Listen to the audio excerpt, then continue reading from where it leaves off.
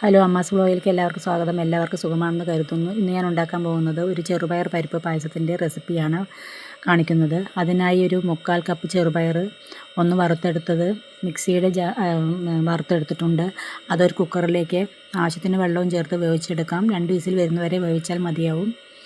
അത് വേവിച്ചെടുത്തതിന് ശേഷം അതിലേക്ക് ഒരു 2 തേങ്ങയുടെ പാല് അടിച്ചെടുത്തതാണ് ചേർത്ത് കൊടുക്കുന്നത്. രണ്ടാം പാലാണ് ചേർത്ത് കൊടുത്തത്. നന്നായി ഇളക്കി കൊടുക്കാം. അമ്മാസ് വ്ലോഗ് ഇതുവരെ കാണാത്തവരുണ്ടെങ്കിൽ എല്ലാവരും കണ്ടു നോക്കിയിട്ട് ഒന്ന് ലൈക്ക് ചെയ്യാനും സപ്പോർട്ട് ചെയ്യാനും മറക്കരുതേ. അതിലേക്ക് ഒരു 3/4 കിലോ ശർക്കര പാനിയാക്കിയത് കൂടി ചേർത്ത് കൊടുക്കാം. നന്നായി ഇളക്കി കൊടുക്കാം. പിന്നീട് അതിലേക്ക് കുറച്ച് പൊടികൾ ചേർത്ത് കൊടുക്കാം. അതിലായി ഒരു 4-5 ഏലക്കായും കുറച്ച് ജീരകവും പഞ്ചസാരയും ചേർത്ത് പൊടിച്ചത് ആദ്യം ചേർത്ത് കൊടുക്കാം.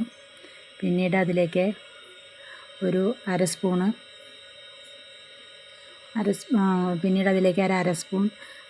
ചുക്കുപൊടി കൂടി ചേർത്ത് കൊടുത്ത് ഒന്ന് ഇളക്കി കൊടുക്കാം. ചുക്കുപൊടിയും ഏലക്കപ്പൊടിയും ജീരകത്തിൻ്റെ പൊടിയും എല്ലാം കൂടി ചേർത്ത് കൊടുക്കുമ്പോൾ പായസം നല്ല ടേസ്റ്റ് ഉണ്ടാവും. ഒന്ന് കുറുകി വരുന്നതുവരെ ഒന്ന് ഇളക്കി കൊടുക്കാം. പായസം ഒന്ന് കുറുകി വന്നിട്ടുണ്ട്. അതിലേക്ക് ഒന്നാം പാല് അര കപ്പ് ഒന്നാം പാലാണ് ചേർത്ത് കൊടുത്തത്.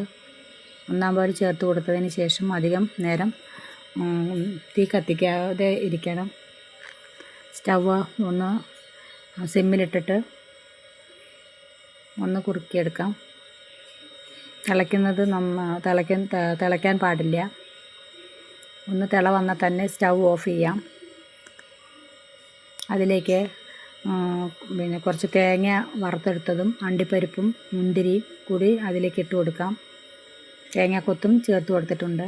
തേങ്ങാക്കൊത്തും അണ്ടിപ്പരിപ്പും മുന്തിരിയും നന്നായി നെയ്യിൽ വറുത്തതിന് ശേഷമാണ് ഇട്ട് കൊടുത്തിരിക്കുന്നത്. ഇതുപോലെ ചെയ്യുകയാണെങ്കിൽ പരിപ്പ് പായസത്തിന് നല്ല ടേസ്റ്റ് ഉണ്ടാകും. കുറച്ച് നെയ്യിലാണ് വറുത്തെടുക്കേണ്ടത്. നെയ്യിൻ്റെ ഒരു മണം കൂടി വരികയാണെങ്കിൽ പായസം അടിപൊളി മണമായിരിക്കും. നല്ല ടേസ്റ്റുള്ള ചെറുപയർ പായസമാണ് റെഡിയായിരിക്കുന്നത്. നമുക്ക് സെർവ് ചെയ്യാം. അതിനായി ഒരു ബൗളിലേക്ക് മാറ്റിയിട്ടുണ്ട്. പപ്പടവും ചെറുപഴത്തിൻ്റെ കൂടെയും കഴിക്കുകയാണെങ്കിൽ ചെറുപയർ പായസം നല്ല ടേസ്റ്റ് ഉണ്ടാവും. എല്ലാവരും ഒന്ന് ഉണ്ടാക്കി നോക്കണേ.